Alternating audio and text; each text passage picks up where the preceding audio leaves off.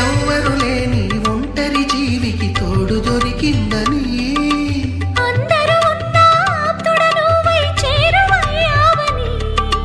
జన్మకు ఎరుగని అనురాగాన్ని పంచుతున్నావని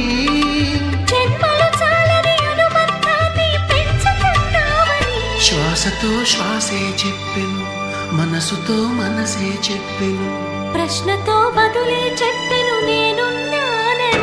నేనున్నానని నీకేం కాదని నిన్నటి రాతనే మార్చేస్తానని